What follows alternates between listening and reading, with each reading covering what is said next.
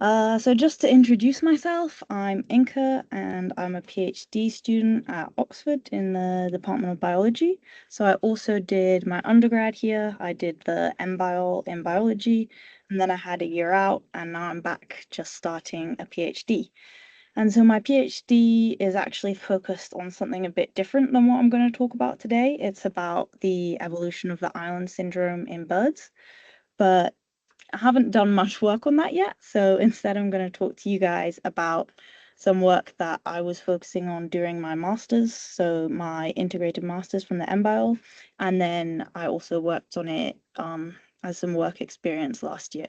So this is research about the evolution of wolves, which is probably my favorite study system that I've worked on.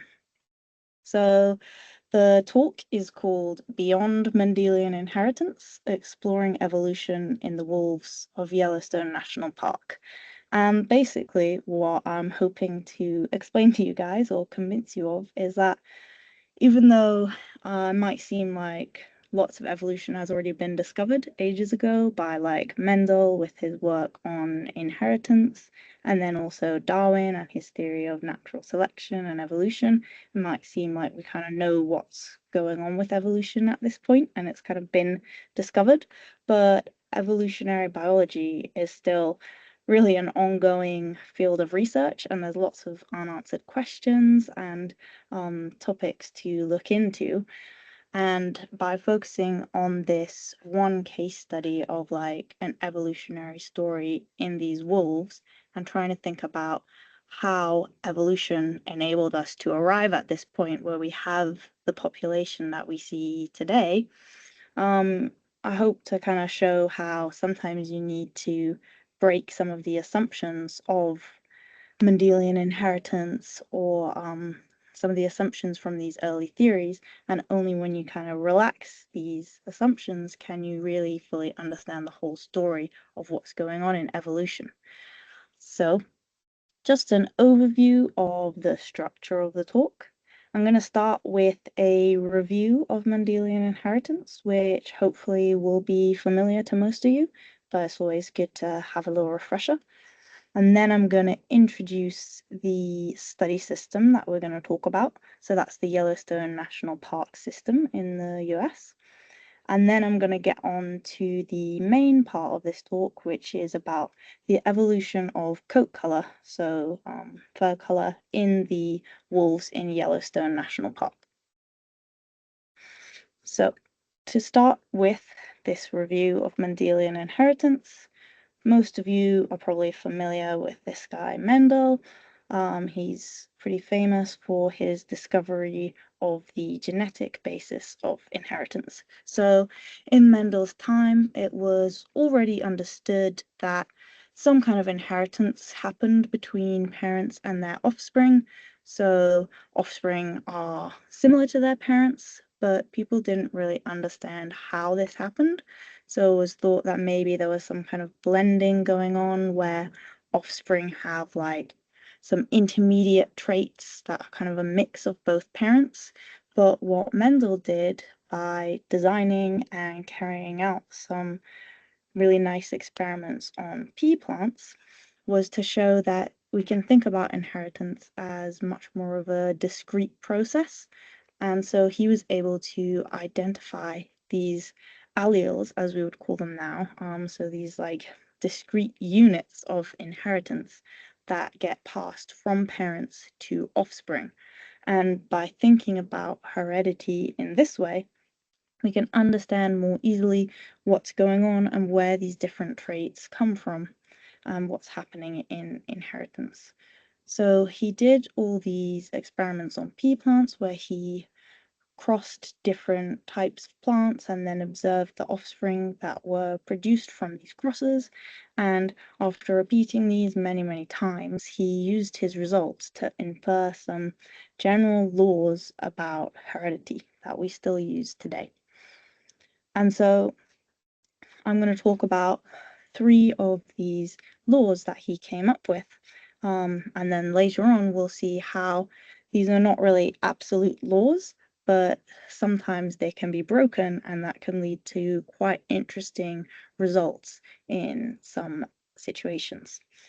So his first law was this law of segregation, and that says that in diploid organisms, so that includes most species that we're probably familiar with. So in these diploid organisms, every individual has two copies of every allele. And what Mendel discovered was that each of these copies must be inherited from a different parent.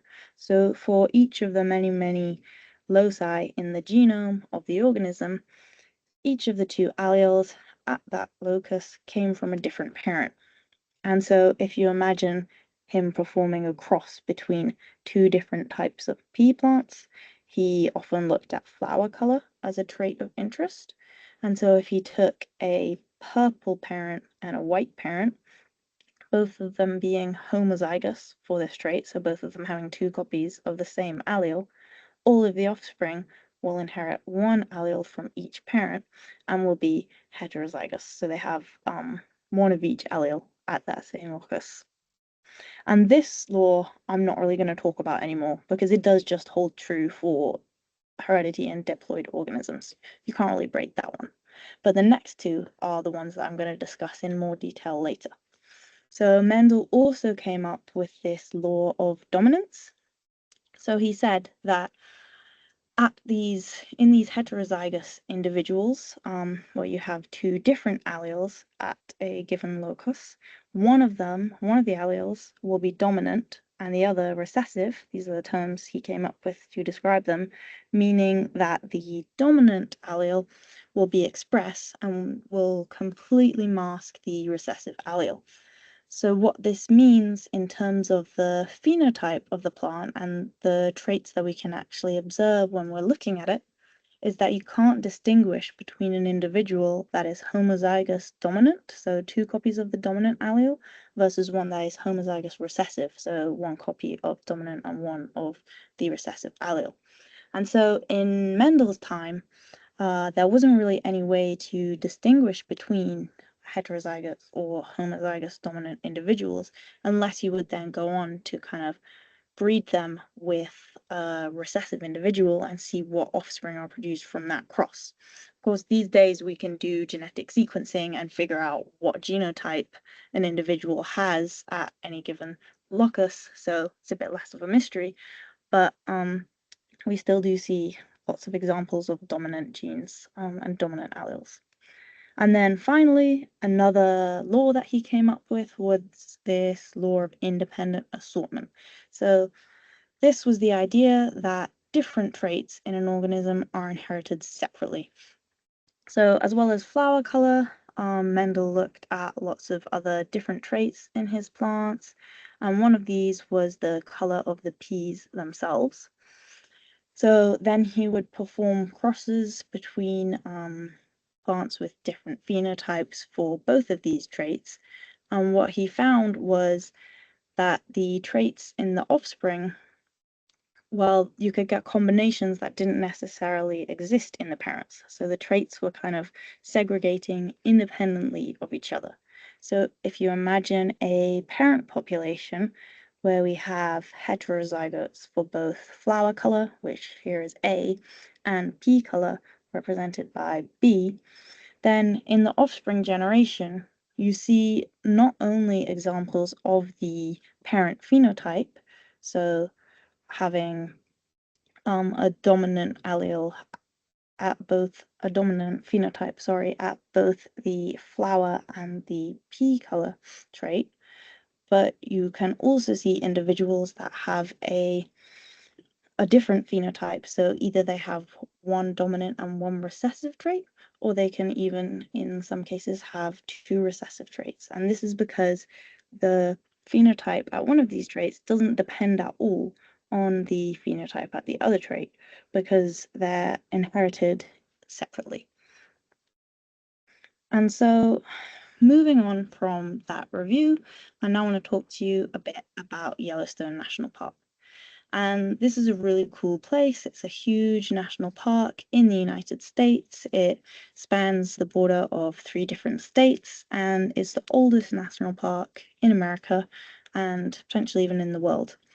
So the reason that this park was initially established was to preserve the geological features in the area. So the park is located on this caldera, and that means that it has loads of really cool features like hot springs and geysers, lots of geothermal activity, and these cool waterfalls. So it's a really beautiful area, and that's why they decided to set up a park around it. But what this protected area also means is that the wildlife that live in that area have benefited from this protection. And so you see lots of populations of animals that are doing really well there as well. So you have loads of elk that you see down here, you have bison. These are kind of like the grazers, but then you have carnivores as well. So there's like bears, coyotes, and then of course the wolves that I'm gonna talk about later on. So it's been a really good place for researchers to go when they want to study ecological interactions or kind of like populations in their natural environment, because the populations are effectively wild, they're not managed, and they're not really impacted by humans. But because they live in this kind of regulated area, they're kind of easier to track than in other places because there are park rangers around, there's the infrastructure available to do these kind of long-term studies where you follow the populations and figure out what's going on there. And that's really useful when you want to then look at the evolution of these populations. So thinking more specifically about the wolves of Yellowstone National Park are actually pretty famous. Maybe you've already heard of them because they've had kind of a rough history. So originally, wolves lived in the park along with all the other animals there, but they were very persecuted by humans in the area, mainly because of worries that they would eat their livestock, so attack the sheep and cows. And so people would often go out and shoot the wolves so that they could reduce the chances of their livestock getting attacked by them. And this was so common that by the end of the 1920s, there were actually no more wolves left in the park, and they had been completely eradicated. And the loss of wolves in the Yellowstone Park actually went on to have really important consequences for the whole park ecosystem. And this is quite a famous example of a trophic cascade. So basically, by removing the apex predator from the system, we saw kind of cascading effects down the trophic levels or down the food chain and influences to the whole ecosystem. So the most direct impacts were to the prey populations of the wolves. So, for example, the elk that the wolves had used to prey on, their populations then did really well since there was no longer this predation happening. And so you got loads more elk in the park. But what this meant was that the plant species that the elk were eating were suddenly not doing so well. So especially the young trees, so the little aspen saplings and other saplings, which are short enough that the elk can reach them and eat their buds. These were prevented from growing and becoming fully established mature trees. And what that meant is that the whole kind of landscape of the park was changing because now you couldn't get as many trees establishing, and you're going from kind of forested areas to more open grasslands. And this was kind of due to a chain reaction effect that was carrying down from the removal of the wolves. And so eventually people decided that they should reintroduce wolves to the park to kind of try and restore some balance to the Yellowstone ecosystem. And this wasn't an easy decision, and it involved lots of debating and political discussions because, of course, the reason for having got rid of the wolves was still there, the concern that they would attack livestock. And so there was lots of debate as to whether it was a good idea to bring them back at all. But eventually, in the 1990s, it was agreed that there would be a reintroduction attempt. And so some wolves were brought down from Canada and they were released into the park. And they were able to establish a population there, and they actually did really well. And ever since, there's been quite an established and thriving wolf population in the park again. And this is a really interesting reintroduction story, like in its own right. So I encourage you to go and look into it a bit more or read about it if you're interested in it. And there's been lots of papers published on kind of the ecological impacts of removing an apex predator, which are focused on this kind of natural experiment that happened in Yellowstone, where you can compare what did the park look like with and without wolves. And then more recently, some papers kind of questioning how many of these changes we can actually attribute to the wolves. So lots of interesting stuff to read about that. But I'm going to think about instead why this is a useful kind of system for us to think about evolution, because basically, ever since the wolves have been reintroduced, they've been really well studied. And that's quite rare for like a large wild carnivore like this that's kind of elusive. It has a very broad home range, so it's hard to find them and track them. They're also quite long-lived with long generation times, so to track evolution in this species, you have to follow them for a long time. And you need, if you want to think about evolution, you need not only like observational data and data you can collect just by looking at them, but you also often want to know who's related to who, and you want to know the genetic makeup of the different individuals. So you need genetic data as well in combination with like the phenotypic data. And luckily, we have all this. We have this very high quality, like combination of demographic, phenotypic, and genetic data that has been collected from this Yellowstone wolf population for almost 30 years now, as they've been really closely monitored since their reintroduction. And this makes them a really valuable study system to ask evolutionary questions. And that's why I'm going to focus on this population for the rest of the talk. So, when we're thinking about the evolution of the Yellowstone wolf population, one of the first things that you might notice when you just kind of look at this population is that they come in two really distinct colors. So these are all grey wolves, that's the species name, but you can see that while some of them are kind of a light greyish brown color, which is kind of the typical or like normal color for a grey wolf, there's also a lot of individuals that are a lot darker and that have black fur. And these are sometimes called melanistic wolves because the reason that they appear black is because they have more melanin in their fur. And it's quite striking that in Yellowstone Park specifically, there are just lots of these black individuals. So a question that we might ask is just why? Why are there so many black wolves in Yellowstone? And what is the kind of evolutionary reason behind this?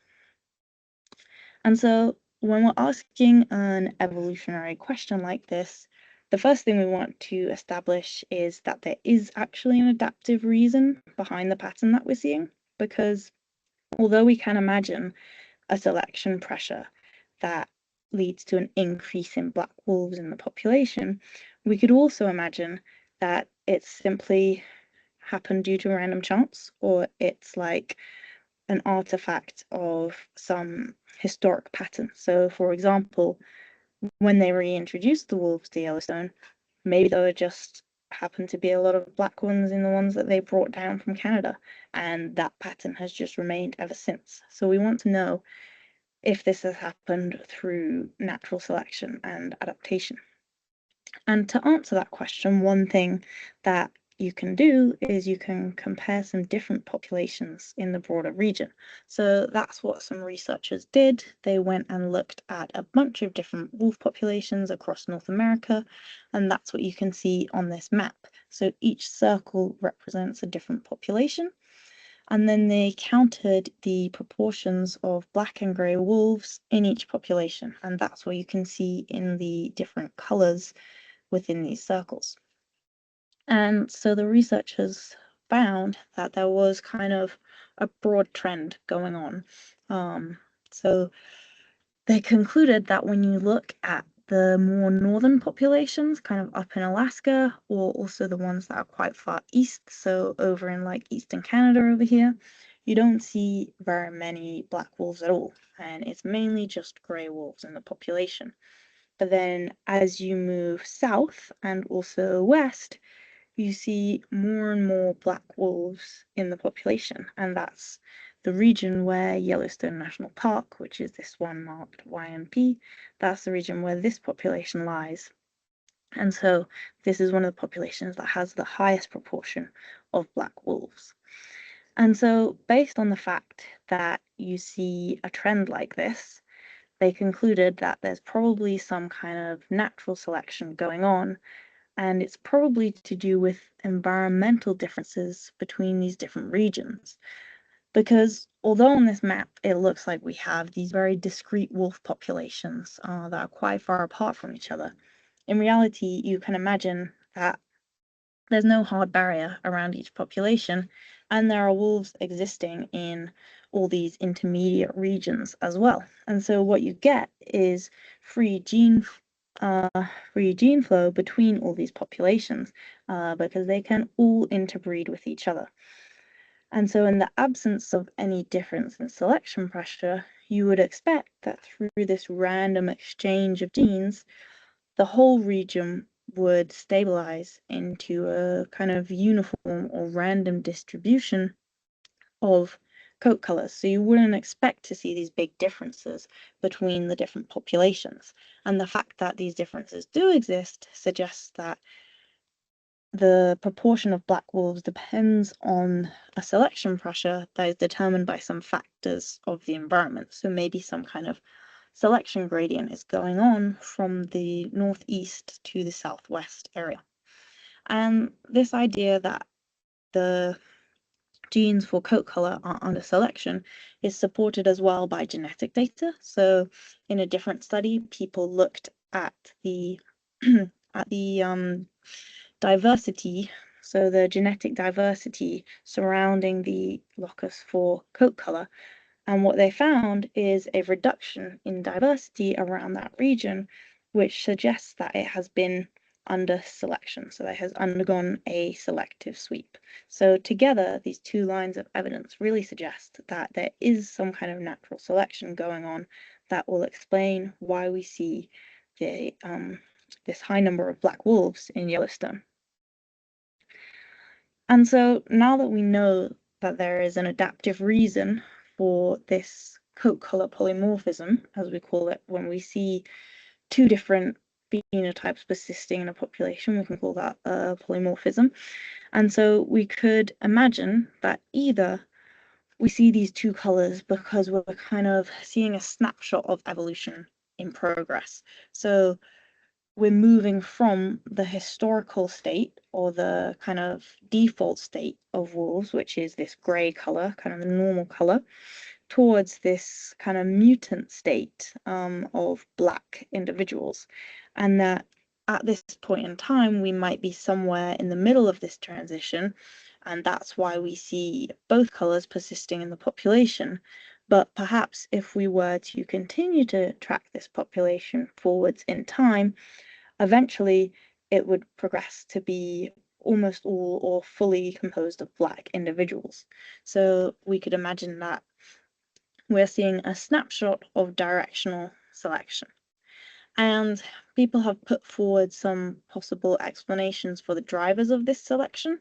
So one idea is that it's to do with camouflage. So if you look back at this map, you can imagine that in these more northern areas where we saw lots of light grey wolves, this might be regions with lots of snow cover and kind of like open landscapes where the best camouflage comes from having quite a light colored coat. And then as you move south and you get to these areas like Yellowstone where there's lots of black wolves, this could be because you get to regions that have a lot more tree cover, and so the background is much darker, and the black wolves are actually able to blend in better with their surroundings, and so they're less likely to be seen by their prey, and they can be more successful at hunting. So that is one possible explanation.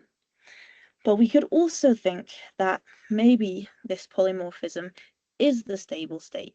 So we're not seeing a snapshot of a journey towards some other state, but we have already reached a stable situation where both of these coat colors persist in the population. And this can be maintained by some form of balancing selection. So we can imagine that in this case, if we were to track the population forwards in time, we wouldn't expect to see any change in the coat color frequencies. We would just expect them both to continue to persist in the population.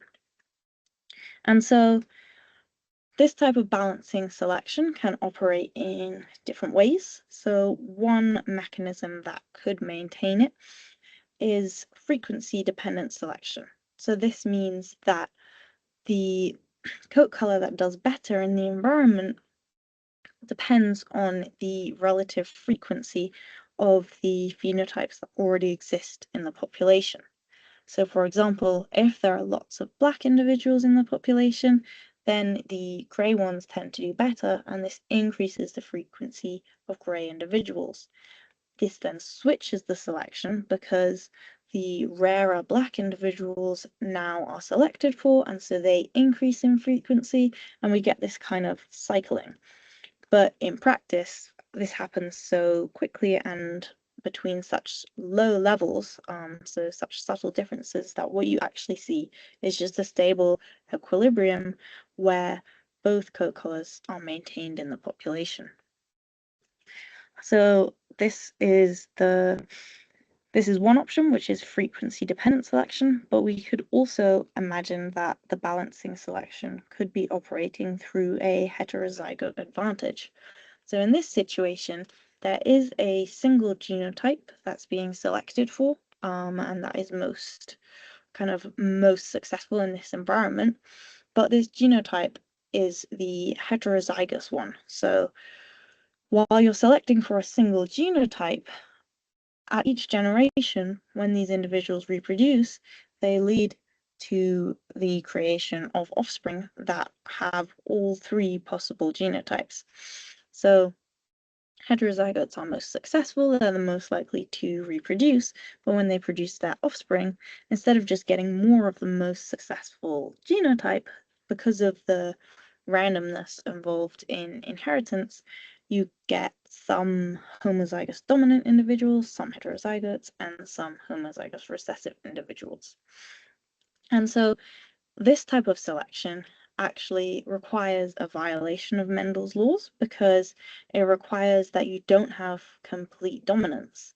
Because in order for the heterozygous genotype to be selected for above the homozygous dominant one, it means that there must be some kind of difference between them. So it can't be the case that the dominant allele is completely masking the recessive one, because you do see some kind of difference in the fitness of heterozygotes versus homozygous dominant individuals. So these are two ways that the coat color polymorphism could be maintained in the population through balancing selection. And so to figure out which of these mechanisms we've just discussed might be operating in the real population, you can look at comparisons between the different coat colors and their reproductive success. And what researchers found when they did this is that black wolves actually have a lower reproductive success compared with grey ones. And this is kind of unexpected because why do you have so many black wolves in the Yellowstone population if they have a lower reproductive success compared to grey wolves? It does explain why in some other populations it's mainly grey wolves that we see, because in that case the black wolves won't be successful due to this lower reproductive success. But there must be something else going on in Yellowstone and in these regions where we do see black wolves, something that compensates for this apparently reduced fitness and allows them to still persist in the population. And when we look at these populations, so the wolves in Yellowstone, we find that heterozygotes do have a survival advantage over both grey individuals. So I should mention, sorry, that in this system, the black allele is dominant, so heterozygotes show up as black. But these black heterozygotes have a fitness advantage a survival advantage over both grey homozygotes and also black homozygotes. And what this means is that the gene for coat color, which is often written as the K locus, that's why I've got these Ks here, that this gene must have multiple functions. Because when you look at a black heterozygote and a black homozygote, they're indistinguishable in terms of coat color. So we do see complete dominance in terms of the coat color phenotype. So there must be some other effect of this same gene that allows a fitness difference between the heterozygotes and the homozygotes. And this is actually a violation of another one of Mendel's laws, because we're now talking about, instead of independent segregation, we're talking about multiple traits that are controlled by the same gene, so a single pleiotropic gene controlling multiple different traits in the organism.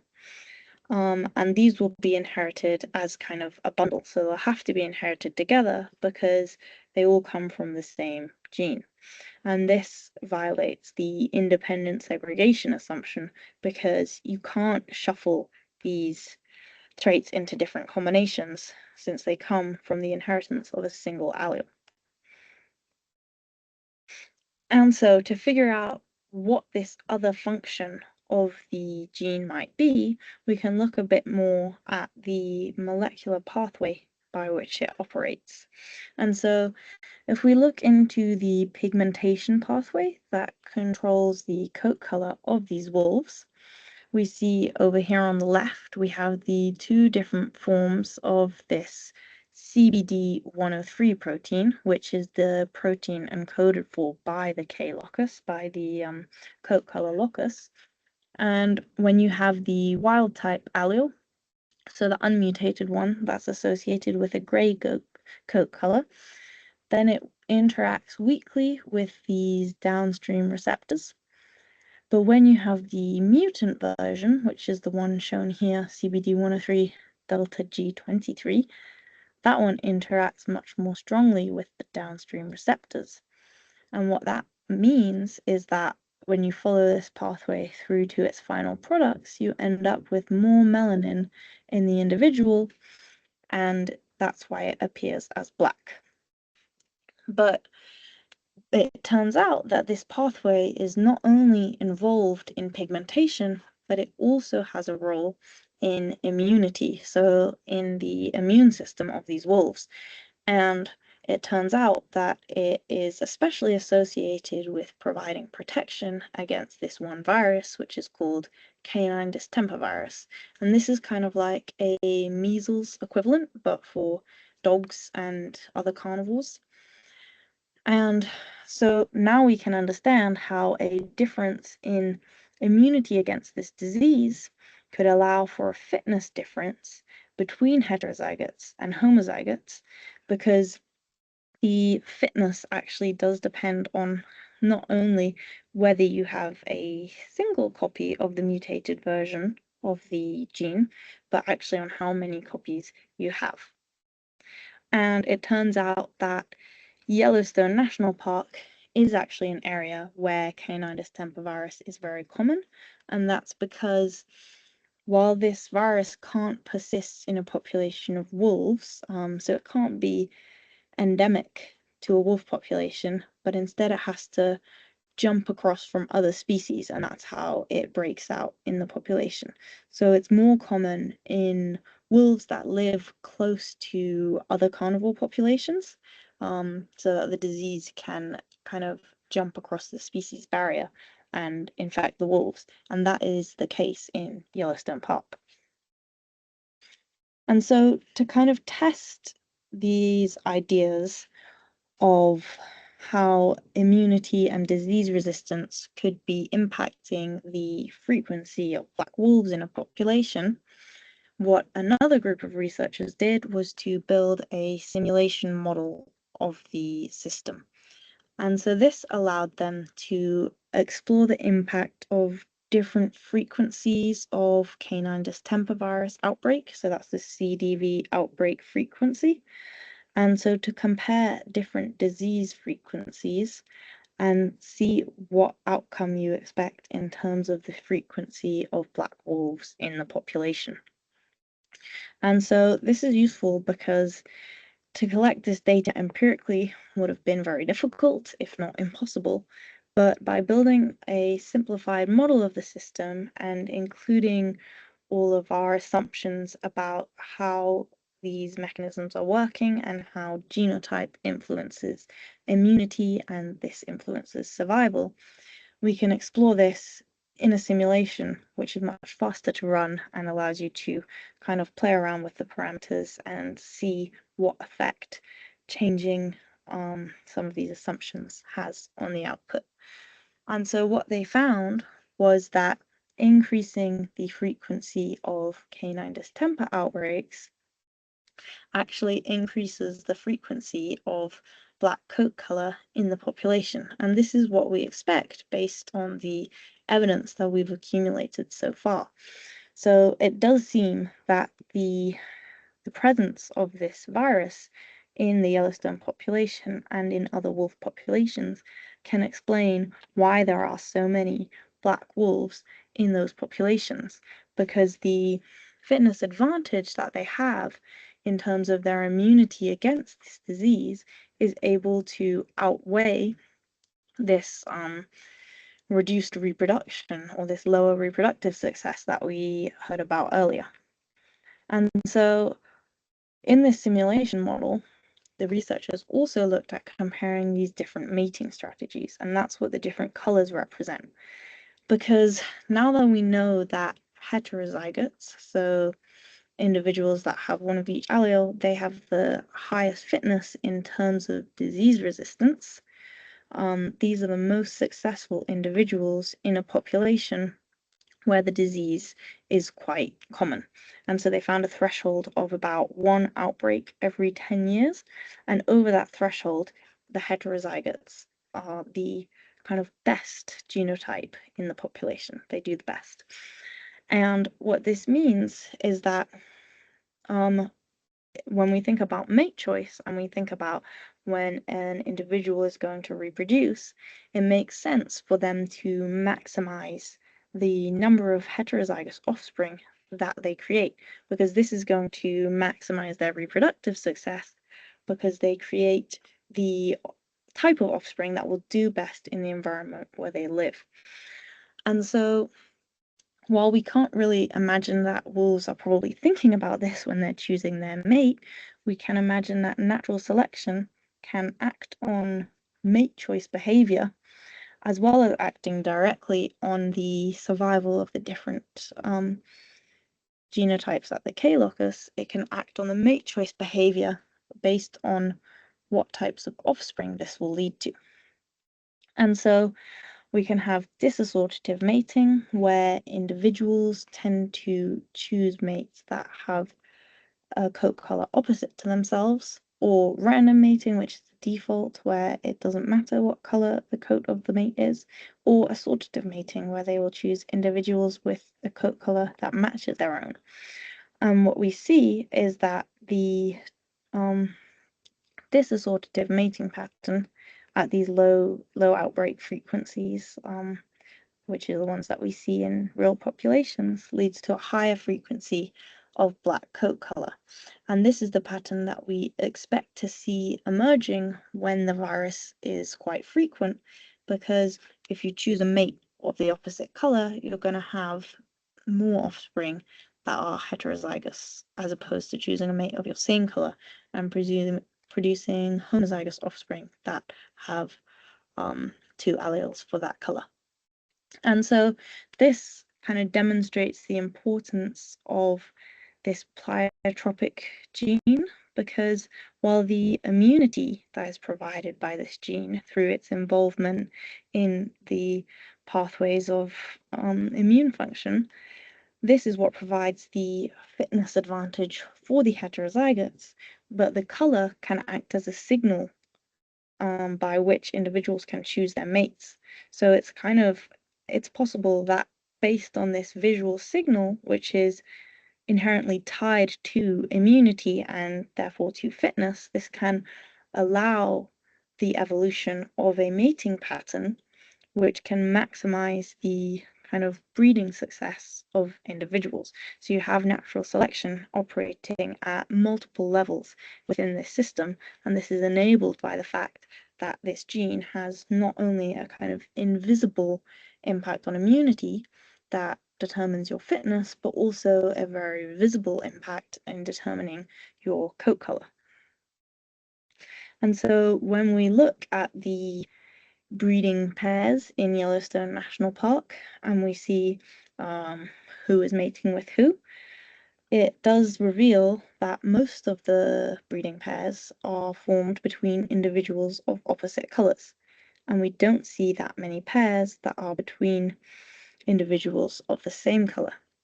And that is what we expect based on our assumption that these individuals are going to be maximizing their reproductive success and trying to produce, well, trying in terms of the evolutionary strategy that has evolved, the maximum amount of heterozygous offspring. So it does seem that there has been selection for a mate choice behavior based on coat color, as well as selection directly on the immunity function.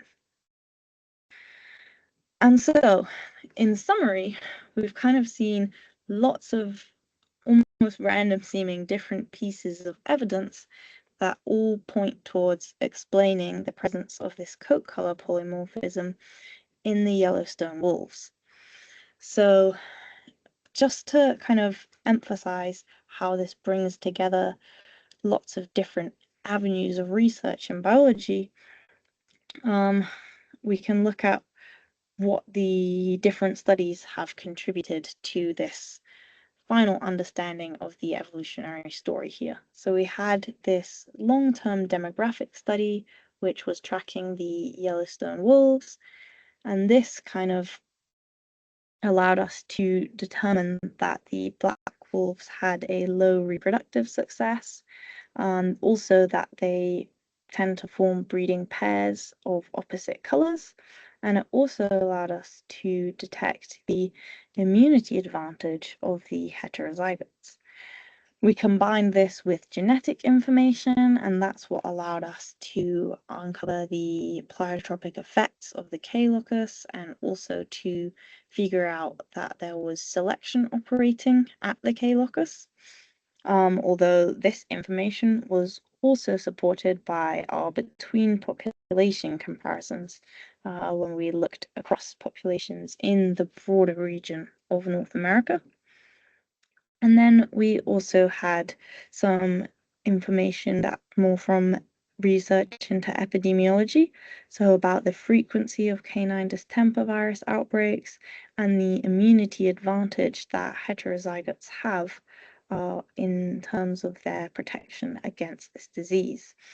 And then we also had these simulation models that were created, and this was a useful way to test some of these assumptions in an artificial environment without having to run real experiments, but instead by constructing a simplified model of the system and then running this model and concluding from the results what would happen if we were to modify some of the parameters. And so the combination of all these different avenues of research and all these lines of evidence kind of allows us to put together a complete story of the evolutionary situation that's going on here to allow us to see this coat color polymorphism that is quite striking in the Yellowstone wolves. And so I just wanted to also include at the end some additional resources that you might find interesting. So if you are interested, I recommend that you go read this science paper. So disease outbreaks select for mate choice and coat color in wolves, which is really the paper that most of this presentation is based on. And it's pretty short. It's a bit dense to read, but as far as scientific papers go, it's nice and short, so that's good.